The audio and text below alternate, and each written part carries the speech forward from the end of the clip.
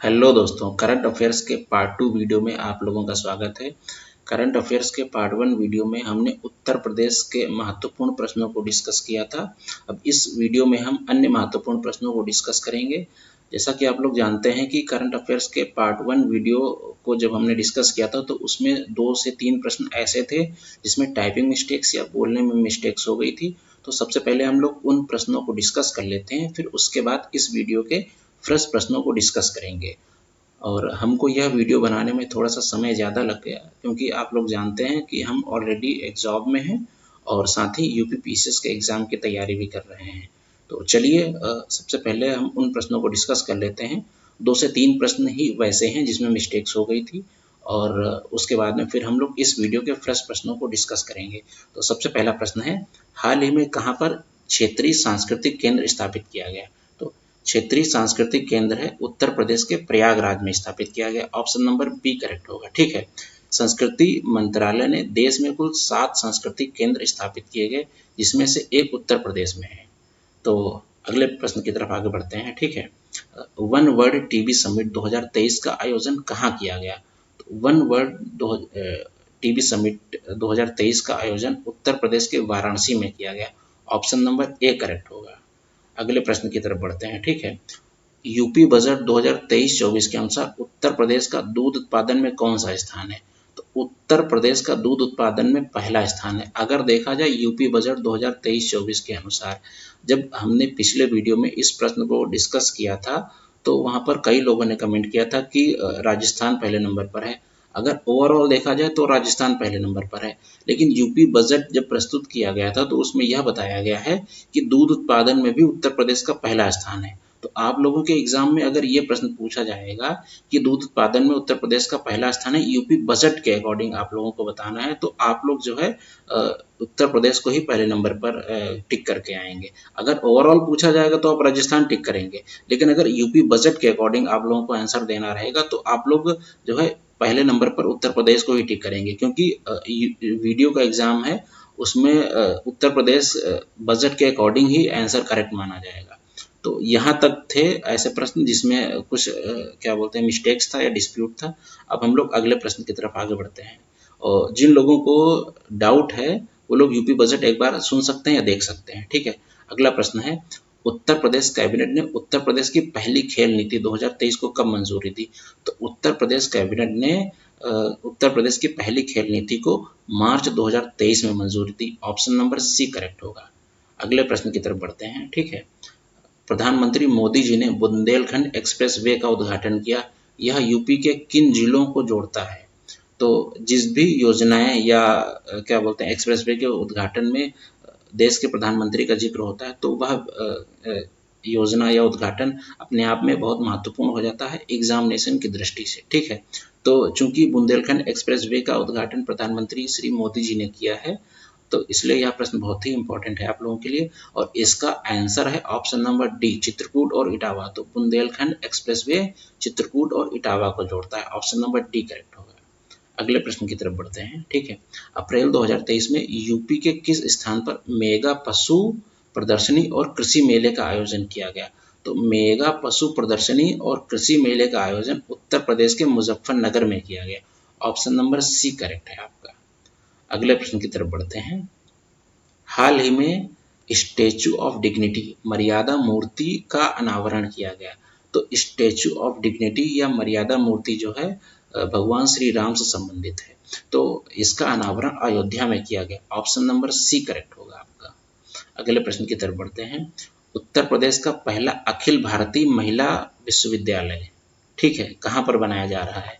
तो अखिल भारतीय महिला विश्वविद्यालय जो है उत्तर प्रदेश के गोरखपुर में बनाया जा रहा है। ऑप्शन नंबर डी करेक्ट है। अगले प्रश्न की तरफ बढ़ते हैं। हाल ही में चर्चा में रहा कालिंजर महोत्सव 2023 का आयोजन किया गया। तो कालिंजर महोत्सव 2023 का आयोजन उत्तर प्रदेश के बांदा में किया गया। ऑप्शन नंबर बी करेक्ट है। ठीक है, कालिंजर महोत्सव को राजकीय महोत्सव में शामिल कर लिया गया है। ठीक है, अगले प्रश्न की तरफ बढ़ते हैं। उत्तर प्रदेश दिवस किस तिथि को मनाया गया? तो उत्तर प्रदेश की स्थापना 24 जनवरी 1950 को हुई थी। तो उत्तर प्रदेश दिवस जो है 24 जनवरी को मनाया जाता है। ऑप्शन नंबर ए करेक्ट हुआ। ठीक है, हाल ही में उत्तर प्रदेश दिवस 2023 मनाया गया, उसकी थीम थी। तो उत्तर प्रदेश दिवस जो है 2023 मनाया गया, उसकी थीम थी निवेश और रोजगार। ठीक है। उत्तर प्रदेश का गठन 24 जनवरी 1950 को हुआ था। अगले प्रश्न की तरफ बढ़ते हैं। गृह मंत्रालय ने किस स्थान का नाम बदलकर चौरी चौरा करने को मंजूरी दी है? ठीक है।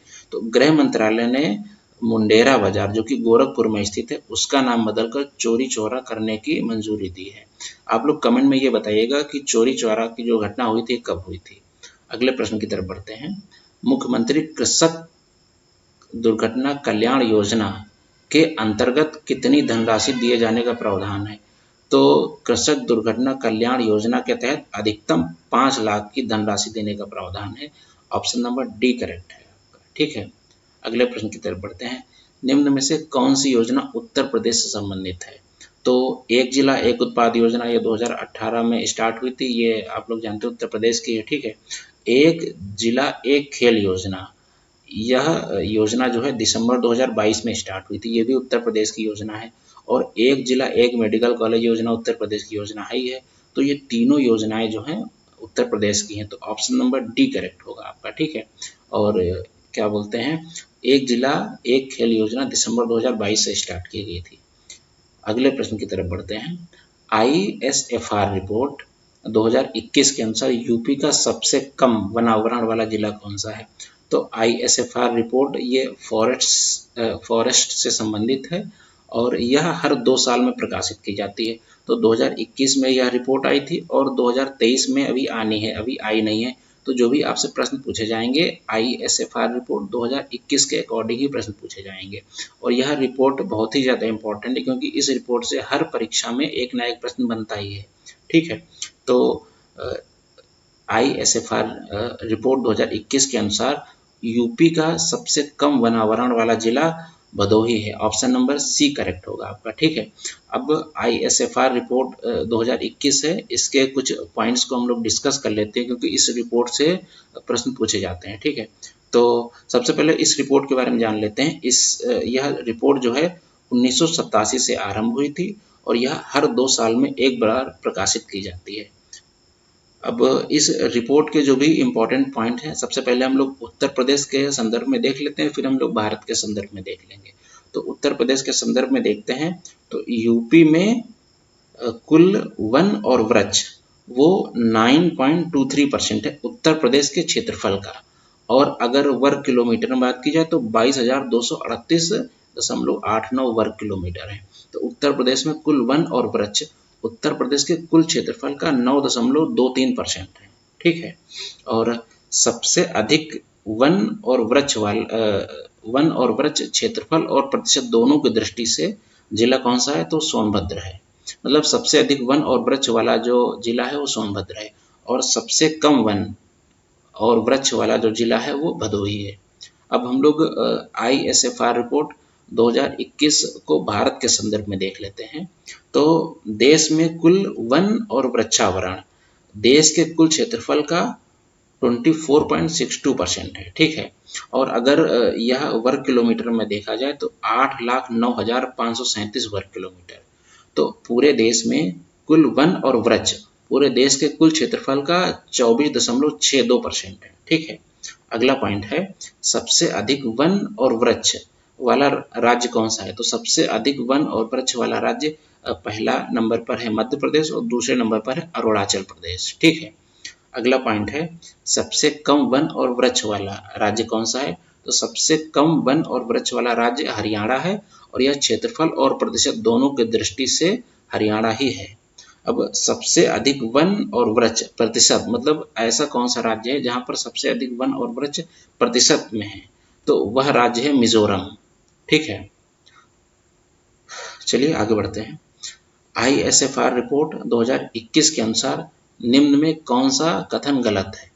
तो देश के क्षेत्रफल का वन 24.62% है, ये ऑप्शन सही है। सबसे कम वन प्रतिशत वाला राज्य हरियाणा है, यह भी ऑप्शन सही है क्योंकि सबसे कम वन चाहे क्षेत्रफल में हो चाहे प्रतिशत में हो हरियाणा ही है। सबसे अधिक वन वाला राज्य अरुणाचल प्रदेश है, नहीं, सबसे अधिक वन वाला राज्य जो है वो सबसे पहले नंबर पर मध्य प्रदेश है, दूसरे नंबर पर अरुणाचल प्रदेश है। तो यह कथन आपका गलत होगा। और उत्तर प्रदेश में प्रदेश के कुल क्षेत्रफल का वन 9.23% है, ये भी ऑप्शन सही है। तो इसका सही ऑप्शन होगा ऑप्शन नंबर सी। चलिए नेक्स्ट प्रश्न की तरफ आगे बढ़ते हैं। प्लास्टिक कचरा उत्सर्जन के मामले में उत्तर प्रदेश किस नंबर पर है? तो प्लास्टिक कचरा उत्सर्जन के मामले में उत्तर प्रदेश 8वें नंबर पर है। ऑप्शन नंबर डी करेक्ट होगा। और प्लास्टिक कचरा उत्सर्जन के मामले में पहले नंबर पर महाराष्ट्र है। ठीक है, अगले प्रश्न की तरफ बढ़ते हैं। उत्तर प्रदेश सरकार ने राज्य योजना आयोग का नाम बदलकर क्या कर दिया गया है? जिस तरीके से केंद्र में पहले योजना आयोग था, उसका नाम बदलकर नीति आयोग कर दिया गया है, उसी प्रकार से उत्तर प्रदेश सरकार ने राज्य योजना आयोग का नाम बदलकर क्या कर दिया गया है? तो इसका नाम बदलकर राज्य परिवर्तन आयोग कर दिया गया है। अगले प्रश्न की तरफ आगे बढ़ते हैं। उत्तर प्रदेश के किस संगीत महाविद्यालय को सांस्कृतिक महाविद्यालय का दर्जा मिला है? किस संगीत महाविद्यालय को सांस्कृतिक विश्वविद्यालय का दर्जा मिला है? तो उत्तर प्रदेश के भारत खंडे संगीत महाविद्यालय जो कि लखनऊ में है, उसको सांस्कृतिक विश्वविद्यालय का दर्जा मिला है। अगले प्रश्न की तरफ बढ़ते हैं। पहला अमृत सरोवर उत्तर प्रदेश के किस जिले में बना? ये अभी बहुत ही ज़्यादा चर्चा में रहा था कि उत्तर प्रदेश के 75 जो जिले हैं, हर जिले में एक अमृत सरोवर बनाया जाएगा। तो पहला अमृत सरोवर बहुत ही ज़्यादा महत्वपूर्ण है और यह जो है उत्तर प्रदेश के रामपुर में बना। ऑप्शन नंबर ए करेक्ट है। अगले प्रश्न की तरफ बढ़ते हैं। ठीक है, चर्चा में रहा केन बेतवा लिंक परियोजना में केन और बेतवा दोनों किस नदी की सहायक नदियां हैं? केन बेतवा लिंक परियोजना में जो केन नदी और बेतवा नदी है, यह जो है यमुना नदी की सहायक नदियां हैं। ऑप्शन नंबर डी करेक्ट होगा आपका। ठीक है, उत्तर प्रदेश में नई फिल्म नीति कब प्रकाश में आई? तो उत्तर प्रदेश में नई फिल्म नीति फरवरी 2023 में प्रकाश में आई। ऑप्शन नंबर बी करेक्ट होगा। अगले प्रश्न की तरफ आगे बढ़ते हैं। एशिया का सबसे बड़ा अंतर्राष्ट्रीय हवाई अड्डा कौन सा है? तो एशिया का सबसे बड़ा अंतर्राष्ट्रीय हवाई अड्डा, अगर पहले ऑप्शन को देखते हैं, लाल बहादुर शास्त्री हवाई अड्डा जो कि बाबतपुर वाराणसी में है, ये एशिया का सबसे बड़ा हवाई अड्डा नहीं है। कुशीनगर हवाई अड्डा ये उत्तर प्रदेश के कुशीनगर में है, लेकिन ये भी नया नया बना है और ये सबसे बड़ा भी नहीं है। अगला ऑप्शन है मर्यादा पुरुषोत्तम श्री राम हवाई अड्डा। तो ये अभी निर्माणाधीन है, मतलब अभी इस पर काम चल रहा है, लेकिन ये सबसे बड़ा नहीं होगा। नोएडा जेवर हवाई अड्डा सबसे बड़ा होगा। तो ऑप्शन नंबर डी करेक्ट होगा आपका। अगर उत्तर प्रदेश में अंतर्राष्ट्रीय हवाई अड्डों की बात करें, ठीक है, तो उत्तर प्रदेश में 3 अंतर्राष्ट्रीय हवाई अड्डे कार्यरत हैं। चौधरी चरण सिंह लखनऊ, लाल बहादुर शास्त्री वाराणसी और कुशीनगर अंतर्राष्ट्रीय हवाई अड्डा। मतलब उत्तर प्रदेश में 5 टोटल अंतर्राष्ट्रीय हवाई अड्डे बनने हैं, उसमें से 3 अंतर्राष्ट्रीय हवाई अड्डे वर्तमान में कार्यरत हैं और 2 हवाई अड्डों के बनने का कार्य जारी है। उसमें से एक है मर्यादा पुरुषोत्तम श्री राम हवाई अड्डा जो कि उत्तर प्रदेश के अयोध्या में है, और दूसरा है नोएडा या जेवर हवाई अड्डा जो कि उत्तर प्रदेश के नोएडा में होगा। ठीक है, तो यही जो नोएडा में होगा ये एशिया का सबसे बड़ा अंतर्राष्ट्रीय हवाई अड्डा होगा। अगले प्रश्न की तरफ बढ़ते हैं। वर्तमान में सबसे ज्यादा रामसर साइट किस राज्य में है? उत्तर प्रदेश किस राज्य में है? तो वर्तमान में सबसे ज्यादा रामसर साइट तमिलनाडु में है, उत्तर प्रदेश में नहीं है। ठीक है, उत्तर प्रदेश में केवल 10 रामसर साइट है, जबकि तमिलनाडु में 14 रामसर साइट है। और पूरे भारत की बात की जाए तो पूरे भारत में 75 रामसर साइट है। रामसर साइट से एग्जाम में हर बार प्रश्न बनता है, तो चलिए थोड़ा सा हम लोग एक बार रामसर साइट को ओवरव्यू ले लेते हैं। ठीक है, तो उत्तर प्रदेश की रामसर साइट, सबसे पहले उत्तर प्रदेश की जो रामसर साइट है वो है ऊपरी गंगा रामसर साइट, ये है बिजनौर से ब्रिज घाट से नरौरा तक। दूसरी है सरसई नावर झील और यह इटावा में है। अब इन रामसर साइट को थोड़ा सा याद करते हुए भी चलते हैं, क्योंकि ऐसे देख लेने से फिर एग्जाम में प्रश्न आता है तो सही ऑप्शन टिक नहीं हो पाता है। तो थोड़ा सा हम लोग कुछ ट्रिक लगाते हैं जिससे कि उत्तर प्रदेश के रामसर साइटों को याद किया जाए। तो सबसे पहले वाली जो रामसर साइट है जो कि ऊपरी गंगा है, ये तो बहुत पुरानी है, ये अधिकतर लोगों को याद भी होगी, और अगर नहीं याद है तो आप लोग इसको एक बार देख लीजिए, जो कि ब्रिज घाट से नरौरा तक है। ठीक है, और जो दूसरी है वो है सरसई नावर झील और ये इटावा में है। तो इटावा में एक वर्ड छुपा होता है ईट। तो पुराने ज़माने में जब लोगों के घर कच्चे हुआ करते थे तो जिसका घर ईंट से बना होता था उसको लोग बहुत ज़्यादा इज्जत देते थे, लोग सरसर कहते थे। तो सरसई नावर झील इटावा, इस तरीके से आप लोग इसको याद कर सकते हैं जिससे कि आप लोगों को लंबे समय तक याद रहे। ठीक है, अगले है सांडी पक्षी विहार। सांडी पक्षी विहार है हरदोई में। तो सांडी पक्षी विहार हरदोई, ये सब तो कॉमन ही है तो इसको याद करने की जरूरत नहीं है। अगला है Samaspur bird sanctuary. Samaspur bird sanctuary है रायबरेली में। अगला है शमन पक्षी विहार। शमन पक्षी विहार और समसपुर में अधिकतर कंफ्यूजन हो जाता है। तो शमन में एक वर्ड छुपा होता है मन, मन, मैन। तो शमन पक्षी विहार है ये मैनपुरी में है।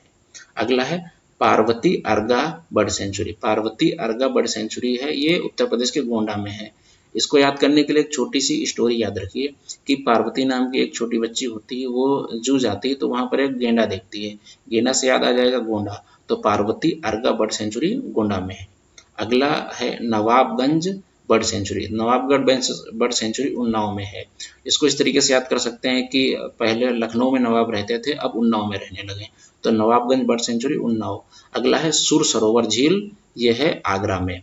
तो सुर सरोवर आगरा, आगरा में एक वर्ड छुपा है आग।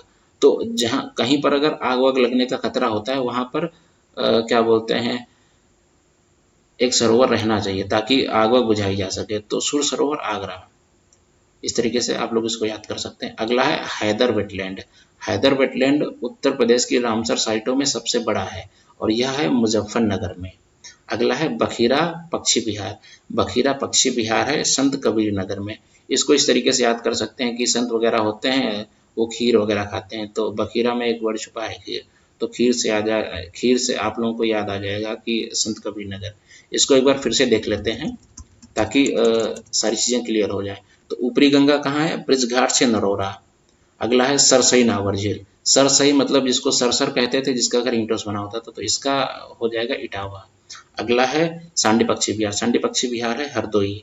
अगला है समसपुर। समसपुर है रायबरेली में। अगला है समन। समन में एक वर्ड छुपा है मैन, मैन से याद आ जाएगा मैनपुरी।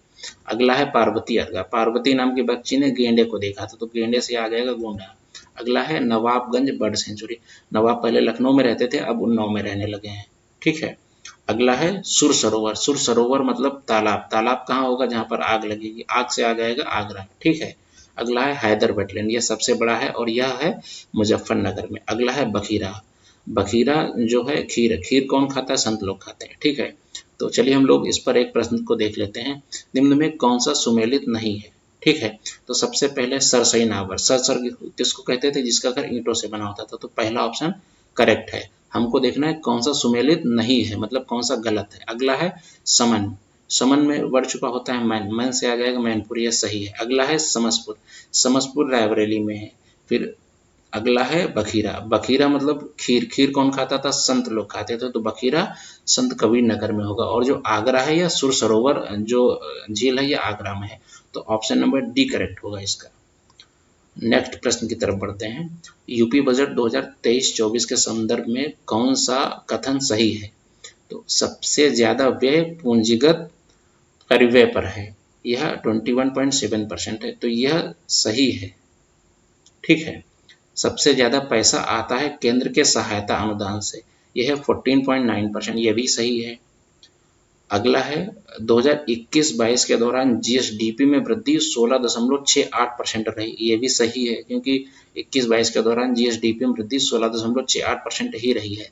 राजकोषीय घाटा 84,833.16 करोड़ रहा जो कि जीडीपी का 3.48% था, ये भी सही है। तो इसके चारों ऑप्शन सही हैं। ऑप्शन नंबर ई करेक्ट होगा आपका। अगले प्रश्न की तरफ बढ़ते हैं। ठीक है, यूपी बजट 2023-24 के संदर्भ में कौन सा कथन गलत है। पिछले प्रश्न में हमको सही छांटना था, इस प्रश्न में हमको गलत छांटना है। ठीक है, तो प्राथमिक क्षेत्र का योगदान 28.44% है, यह सही है। 2025 महाकुंभ के लिए 2500 करोड़ रुपए आवंटित किए गए, यह भी ऑप्शन सही है। 2021-22 के दौरान जीएसडीपी में वृद्धि 16.68% रही, ये भी हमने पहले देखा भी था, ये 16.68% ही रही है, यह भी ऑप्शन सही है। अगला है बजट का आकार 6.15 लाख करोड़ था, तो बजट का आकार 6.15 लाख करोड़ नहीं है, यह पिछले साल के बजट का आकार है। 2023-24 के बजट का आकार 6.90 लाख करोड़ है। तो ऑप्शन नंबर डी करेक्ट होगा आपका। अब हम लोग यूपी स्पेशल को देख लेते हैं, ठीक है। तो यूपी स्पेशल में सबसे पहला पॉइंट आता है उत्तर प्रदेश का गठन कब हुआ। तो उत्तर प्रदेश का गठन हुआ था 24 जनवरी 1950 को।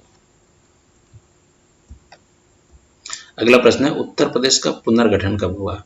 तो उत्तर प्रदेश का पुनर्गठन हुआ था 9 नवंबर 2000 को।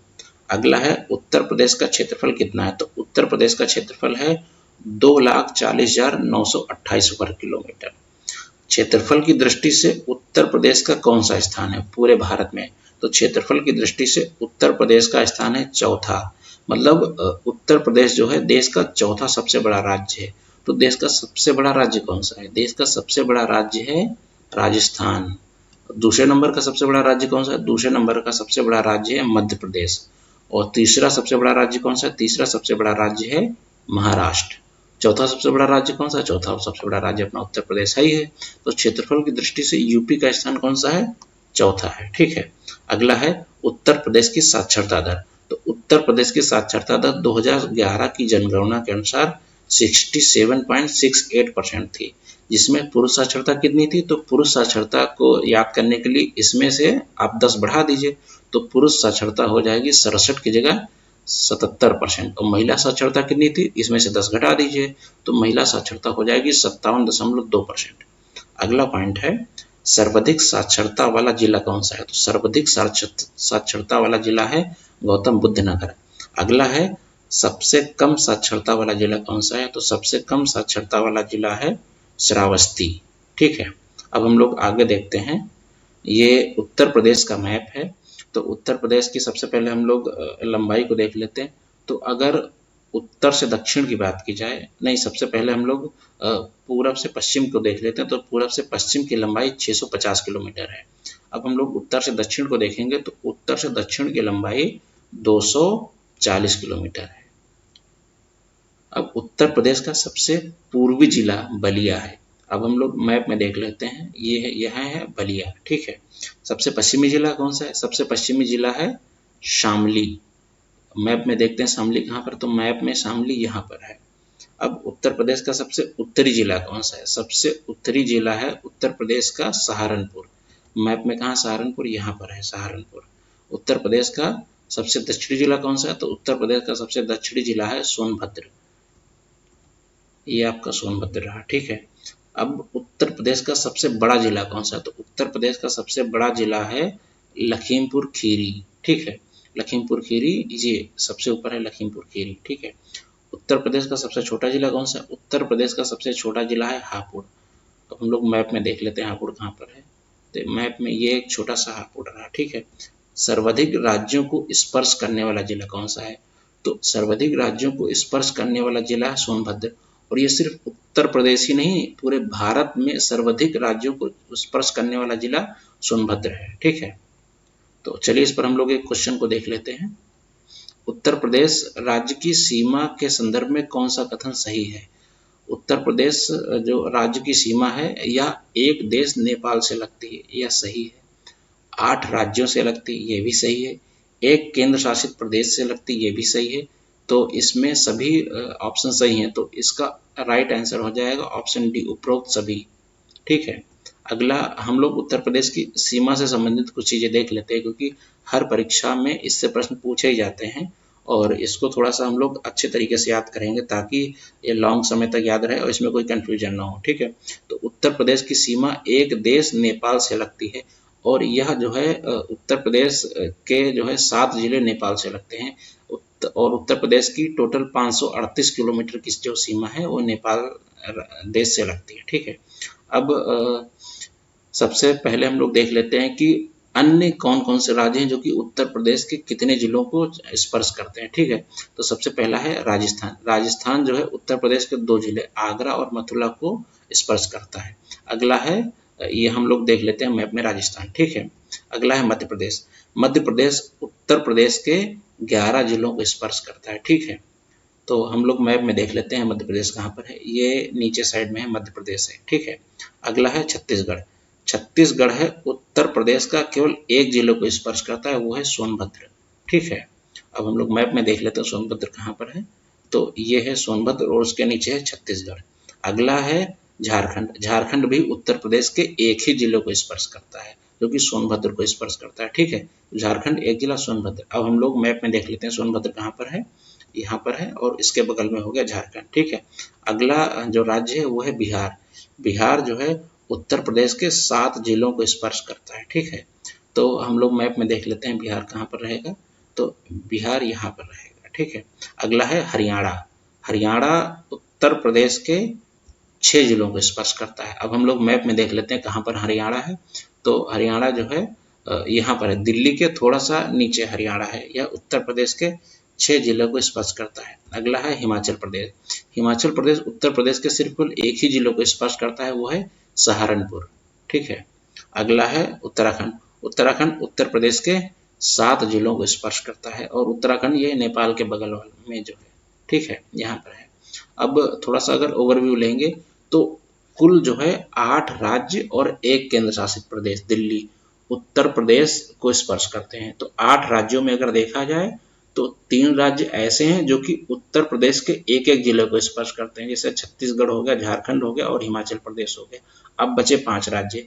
5 राज्य में से 2 राज्य ऐसे हैं जो कि 7-7 जिलों को स्पर्श करते हैं, उत्तराखंड और बिहार। तो 3 और 2 5। अब केवल 2 राज्य ऐसे बचे हैं, ठीक है। तो एक हो जाएगा आपका राजस्थान और अगला राजस्थान 2 जिलों को स्पर्श करता है। अब हो जाएगा मध्य प्रदेश 11 जिलों को स्पर्श करता है और हरियाणा 6 जिलों को स्पर्श करता है, ठीक है। इस पर हम लोग एक प्रश्न को देख लेते हैं। उत्तर प्रदेश राज्य की सीमा के संदर्भ में कौन सा कथन गलत है। तो नेपाल 7 जिलों को स्पर्श करता है, सही है। हरियाणा 6 जिलों को स्पर्श करता है, 7 को नहीं स्पर्श करता है, ठीक है। अगला है उत्तराखंड 7 जिलों को स्पर्श करता है, राजस्थान 2 जिलों को स्पर्श करता है, आगरा और मथुरा। तो इसका सही आंसर हो जाएगा ऑप्शन बी हरियाणा। हरियाणा उत्तर प्रदेश के 6 जिलों को स्पर्श करता है। अगले प्रश्न की तरफ बढ़ते हैं। निम्न में से कौन सा कथन गलत है।